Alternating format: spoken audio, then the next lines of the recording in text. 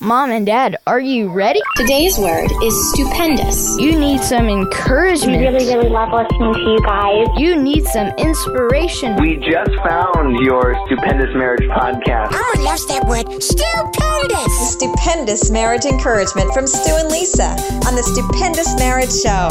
Hey there, it's Stupendous Marriage Show. I'm Stu Gray. Hey, I'm Lisa Gray. Once again, we're back at it. Woohoo! Talking of all things marriage. All things marriage. Families. Woohoo! So yesterday we had got to finish out the weekend in a fun way, going to a wedding. Yeah, it was very pretty. Yeah, weddings are always so much fun. In fact, I actually posted a picture of us at the wedding on our Facebook page. So if you haven't checked that out, you can check it out. It's facebook.com/Stupendous Marriage Show. And you can see our fabulous picture at the wedding. Beautiful, beautiful venue and beautiful weather. It just reminded me like how easy it is to forget about that feeling that you have on your wedding day when you're first starting this journey of marriage together, and just seeing the bride and the groom in their faces and the excitement and the energy in the room, all the people that were so happy for them. Just reminds me, it really is something to be excited about. Not just the wedding, the event, because it's not like the 2-hour event that's that significant. It's the journey you're really starting together as husband and wife. And I wish it stayed that way. I wish that energy and that excitement stayed in your marriage. And it's not realistic for it to be something that where you're walking in that energy every day. But it was just a nice reminder. I think anytime you get an invite to a wedding, you should go, because it is just a pause to go, oh, yeah, I remember that. I remember that feeling. I remember being in my dress backstage, waiting to walk out. I do not remember that feeling. Why don't you tell us what you remember? I remember crying a lot on our wedding day.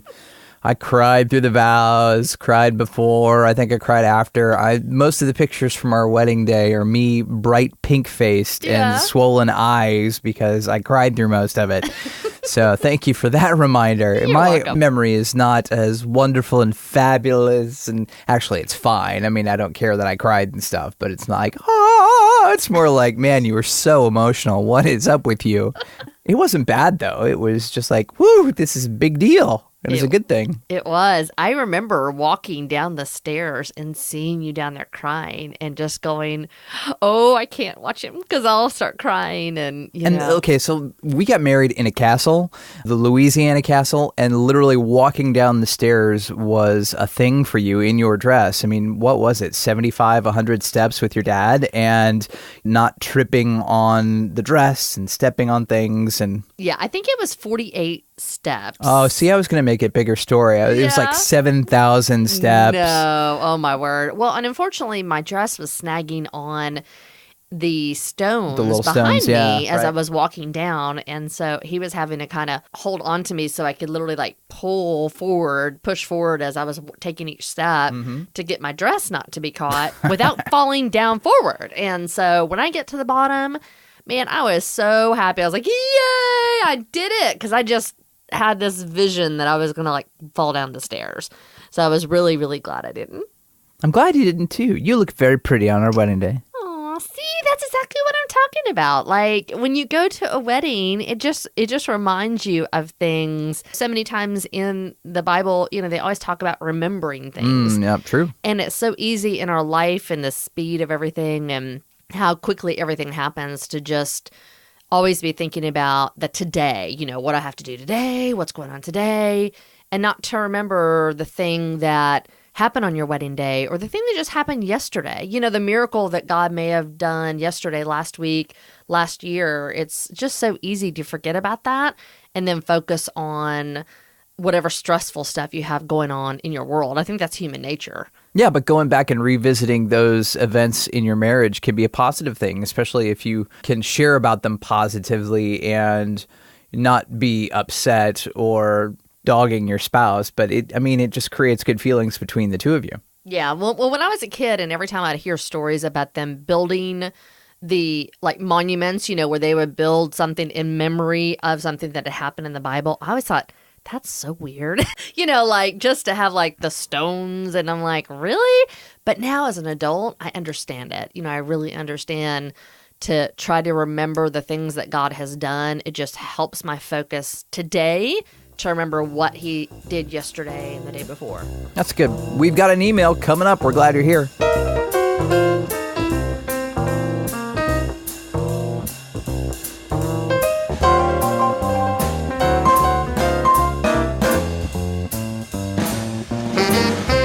If you're on Instagram, you can find us at Stupendous Marriage on Instagram, and you could send us a question through our Instagram stories. So Instagram.com/Stupendous Marriage. In our little reminders there, it says ask a question. And if you want to send us a short question, maybe we'll answer it on the show here. Here is the question for today. Hey there, I've been with my husband 2 years this year. In high school, I experienced sexual assault and have found sex to be hard for me at times. We've talked about it and found ways that work for us, and so that I don't feel uncomfortable. But I know that the nights we don't have sex, my husband sometimes watches porn, and I feel like because of the anxieties I experience with sex, I am leading him away from God, or creating a door for possible adultery in the future. I've tried to tell him in a way that wasn't coming at him like an attack, that I'm uncomfortable with it. We don't have a lot of sex, so my question is, am I wrong for not wanting him to watch porn? And if I'm not, how can I talk to him about it in a way that won't seem like I'm attacking him? Thank you. First and foremost, watching porn is not okay. No matter the circumstance, no matter whatever may be going on in your sex life, in your intimacy, in your marriage, it's not okay. And I know you're going to probably dig into that quite a bit, but I just want to say that to her because I think she's feeling like, is it okay? Should it be something that she should just kind of get over? And no, it's not. It's not okay. It's not good. It's not healthy. There's no positives to putting those type of pictures into your mind or videos. But there's so much more in this email to really unpack. It is so unfortunate that she had that experience in high school and that's now affecting her marriage. Yep. And so I don't know if at any point in time she has unpacked that, if she's gone to a counselor and really worked through that. As much as it may be affecting her physically right now, I have a feeling it's probably more so affecting her emotionally. I don't know how it couldn't. So I would definitely suggest, first and foremost, because, you can't change your husband, you can only change yourself, really taking some time to unpack that and figure out, work through that experience and let God do some healing there. I think that's really a good idea on your side of the marriage equation. There are two people involved, obviously. He brings his stuff, you bring your stuff, and yours just happens to look this certain way. His looks a different way. So working through that for yourself is a very positive thing. And maybe it's forgiveness. Maybe it's, just kind of getting all those stuffed emotions out for yourself that would really, really help and maybe lighten the burden a little bit on your shoulders. Now, Lisa already talked about it. You said something in this email about creating a door for possible adultery in the future, and I just want to take that off your shoulders. You aren't creating the door for possible adultery, and if we're actually going to talk biblically about pornography, pornography is adultery because you're bringing someone else into your marriage, and so technically you haven't created the door. He's been creating it and continuing to walk through it if he is watching porn by himself on those nights where he feels like he's not having sex or he wants something from you that you're not able to give at that moment. That's his issue. He needs to work on that. He definitely needs to, step up and figure out how to work on that addiction, get in some accountability, get in some groups to help him grow in the right way. But together as a couple, you said you have found some ways that work for you guys in the sexual arena. So that's where you guys can work together, okay? You're working on your issues of dealing with your abuse. He's working on his pornography and getting accountability there. But together, the two of you need to talk about what does sex look like for us? How often does that work for us or not? What am I comfortable with? What are you comfortable with? What are we not comfortable with together? What could we try? What could we not try? All of these questions have to be talked about openly and honestly with your husband. And one of the things that I think she also said was talking about the amount of sex that you have. Who's determining what's the right amount? Exactly what you just talked about, Stu. I think so many times we hear what other people are doing, or we have assumptions of what we think we should be doing, especially early in a marriage. So many times we have expectations that we put on ourselves that don't even need to be there. So exactly what you were just talking about. It needs to be what works for you and your husband, what works in your schedule, what works in your bandwidth to be able to give that to each other. So I definitely think taking that pressure off yourself of, oh gosh, we're not doing it as much as they are, and so therefore, because I'm not willing to give it as much, then he's doing these other things and it's all my fault. It's not your fault. You don't have that much power over him to dictate what he does or doesn't do. You're not responsible for him. At the end of our life, we come into this world alone, we leave it alone. We're going to be the ones individually who stand in front of Jesus and explain for our actions and our decisions. And so you can't take on what other people do in your own world. Now, all that to say, in 1 Corinthians 7, it talks about not withholding sex from your spouse. So I think there's that fine line. I don't think it's an absolute. I don't think God is saying every time your husband wants to have sex, you have to do it. It doesn't need to become legal. But what it does need to come is it's a matter of your heart. Are you withholding because you are physically uncomfortable? And if so, do you go to a doctor and get that worked out or see if there's anything they can do? Or are you not wanting to have it as much because of the anxiety that you're experiencing? What is the reason, right? And then also having grace for each other in conversations about what long-term your sex life is supposed to look like. So there's a tool that Dr. John Gottman talks about. You said you don't want to confront him and make him upset or cause him whatever feelings he's going to have about his pornography. Now, I get you not wanting to make him uncomfortable, but sometimes guys who have that issue have to hit a hard wall to realize that their spouse is having an issue with it. And ladies too, because this is not just a male issue. And more women are becoming addicted to pornography as well. And sometimes people in that type of compulsion have to come up against something black and white and go, take this door or take that door. But here's a tool anyway, if you want to talk about your feelings, how it makes you feel, always open with, hey, I feel this way about your pornography use. I feel sad, hurt, shame, upset, frustrated, whatever that word is about what you're doing when we're not having sex or pornography or whatever. And I need XYZ. What do you need for him to do? What are you asking him to do? And I need to talk with you more about our sex life. And I need you to make steps out of your pornography. I need you to get some accountability. I need you to not get on the computer when I'm going to bed. Whatever those things are for you in your marriage right now, those are just ideas. You kind of fill in those blank. I feel blank about whatever the thing is, and I need blank. And that gives you a smoother runway to get the conversation up in the air. Mm-hmm. And instead of going, you did this and you did that and you open with I and your feelings instead of you suck, you're horrible, you're doing this wrong, which never works. Yeah. If they aren't already seeing a counselor, I think it also would be a really good idea for them as a married couple. Probably. And some people are kind of weird about counseling. Why do I need a counselor? All counseling does is it gives you tools in your tool belt to be able to address and work through whatever situation you find yourself in. It's not a bad thing. It's actually a really, really good thing because guess what?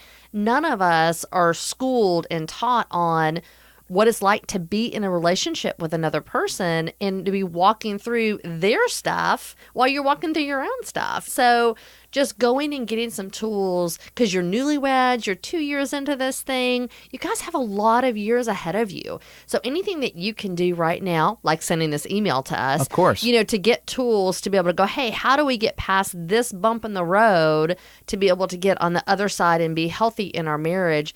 It is a good thing. So just go out there and do it. Get a counselor, start working through that together. And if for some reason he won't go to one, go for yourself and start working through your own stuff. There's also another group that Stu has been a part of for many years, which was really helpful for him, called Celebrate Recovery. I also went to it, and it is a place just to be able to go talk to people, just put your stuff kind of out there. It's one of those kind of 12-step programs, but you can go and actually just find support there, and a place just to vent, just to get out of your head and think about what's going on and break stuff down. And I just think it's a really great place to start working on getting yourself healthy. It is. It is a good place to work on some of those things. It's not counseling. It is not fixing. It's literally just having a safe place to talk about stuff with people who are in the same area that you are, or who might be struggling in the same places in your relationship or life. You can surround yourself with women who may have been through abusive situations. Depending on where you are in the country, different churches offer that program, and it's really, really helpful. And talking about being proactive in our marriages and you guys being 2 years in, good for you for taking a step and really wanting to be better and figuring it out for yourself so you can have a blessed marriage for the rest of your life. A lot of people wait too long to take those steps. A lot of people wait till, man, the wheels are really falling off. So good for you for getting in here and asking this question, even though it's difficult. And it is going to be a season of bumpiness probably for a bit. Mm-hmm. On the backside, there is hope. And as you walk through it and work through it, you stand together, you work through things together, you love on each other well, you encourage one another, you compliment one another, you keep leaning into your marriage, lean into your spouse, and love them as best they can, because you guys are one flesh. And the devil wants nothing more than to rip you guys apart. And so lean on and trust in him, but also just lean into your spouse in these difficult times even. And you may not know this if you've just started listening to the show, but this is a journey that Stu and I went through. So we can definitely speak to this from a place of on the other side, that we've gone through this. It was rough. It was hard. There wasn't an easy out, but we got through it and got to the other side.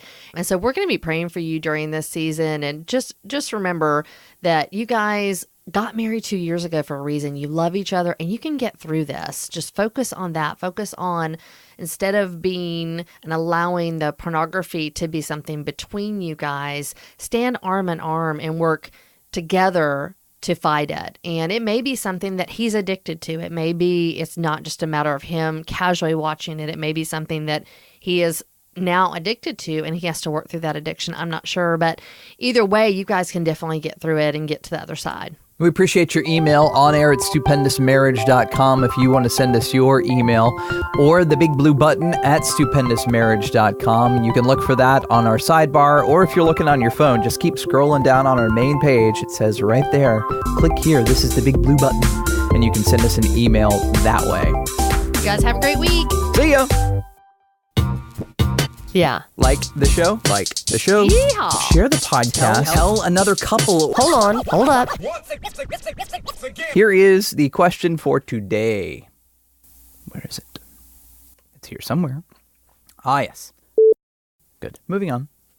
Is a good thing. So I think if you guys are not already in a counselor, is a good thing. So if you're not already in a blah, blah, is a good thing. So if you aren't... Flurly, flurly, flurly. Okay, then. We good? I think so. We'll see. That's a wrap. Okay, let's start over. Yeah. Like the show? Like the show. Share the podcast. Tell your married friends. Yeah.